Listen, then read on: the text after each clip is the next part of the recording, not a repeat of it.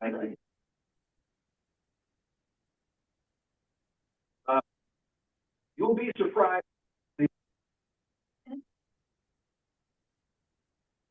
The topic of the speech. So, you know, my grand is deep red hair, and everyone dresses up redhead on the.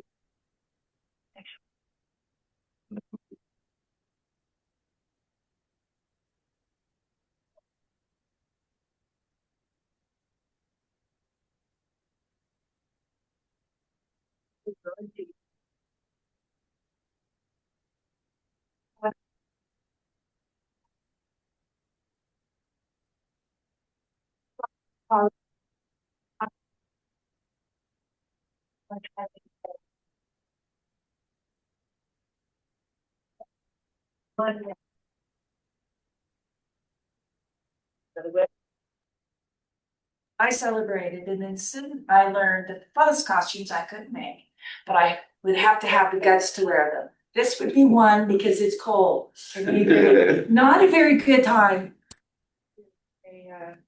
A skin suit, but look at you. My idea about a hero. So when I was a mother, I was told you need to be a hero for your children. And I said, no way. I knew women that thought they had to be the supercharged woman coming through the day, setting the table for the wonderful events, being worshipped at the end of every decade, sitting at a table where everyone looked at you and honored you on Mother's Day. And they were emotional hooks everywhere with that woman. Yeah, emotional hooks. I didn't want to be the kind of mother that was a superhero. I wanted to be the kind of mother that got fired. That I grew adults that were so emotionally secure and confident that when they went through their life, they didn't need to be on the phone with me to get my take. They didn't need to know how I felt about the appropriateness of every given decision. In fact, I did so good, I was fired by my children by the time they were 18. I had 2 sons. That was necessary. How many men did I know that were on the phone with their mother, checking when they had a woman in their life, what she wanted on Mother's Day, when she, his wife, was a mother too? How about buying your mother the same Valentine's box of candy that you buy your wife? That's a mother that never got fired. So I decided to be the kind of mom of sons that when they had a woman in their life, they looked at me and said, Mom, she's my queen. She's my hero. She holds my head when I come home from a bad day's work, and she's the one that holds my heart. Sorry, Mom. You held mine until I could fire you and find a woman to do that for me. I wanted to be the kind of superhero for my daughter, and she fired me. I wanted to raise a woman. I wanted to raise the type of woman that wouldn't neuter a man in order to be strong. A woman who knew her place, every parameter of her place, and owned it like a queen, but didn't lord over like a tyrant. I wanted to raise a daughter that knew how to move into a boardroom and own the room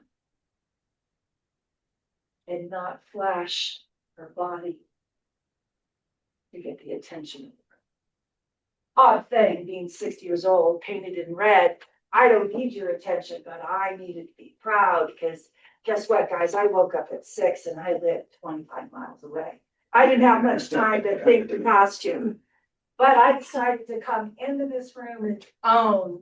Since I don't have a timer with cards, I don't know what time it is. I'm your timer. Oh, so I'm not there. You're yet. only at 4 minutes. No, wait, I just did my thing. Okay. That's my speech.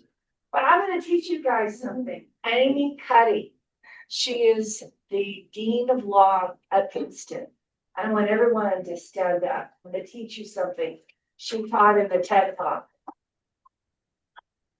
We are all, if we're raised by the proper mother, that you get fired, our own superpower, our own hero. I want you to do this. Do this pose. This is called the superpower pose. Now, men, when you do it, you have to make sure you soften it a little bit because you'll dominate the room. So when you do this to your child, understand you look like a giant. But when you do this to a woman, it is like that 5-year-old Nana move. This is what you do. You get your power back. For some reason, when you do that, don't you feel good? Doesn't your chest feel full of air? Don't you feel like you're full? Men, we need you to be superheroes, especially when things could unravel.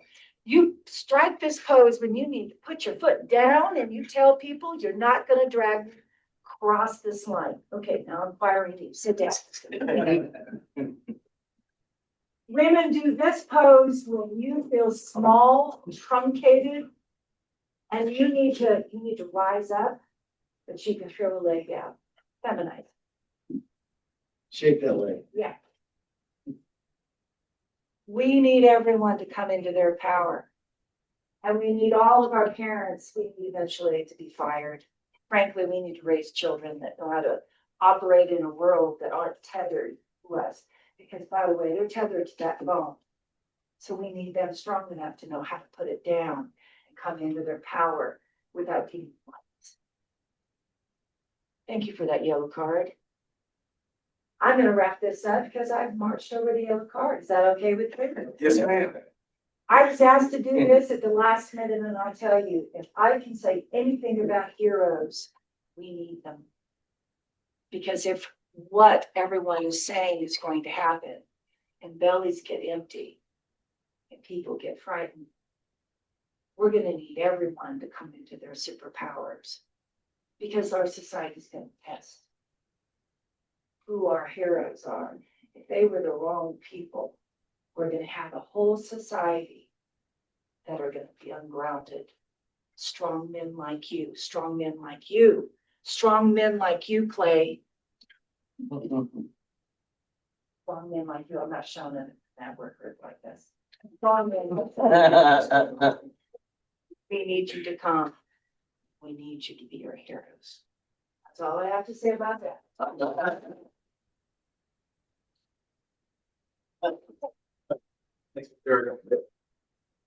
Next speaker is Jonas. And the title of his speech is, there it is. The Ghost Dog of Blood Mountain. Why is it you have a scary thing? It's a British accent to it.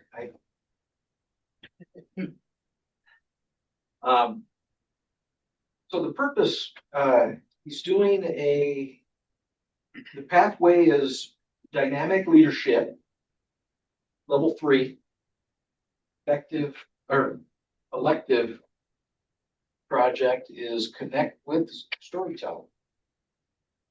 The purpose is to deliver a compelling 5 to 7 minute story that engages the audience emotionally. Conveying a message about perseverance against adversity and creates a lasting connection through vivid storytelling.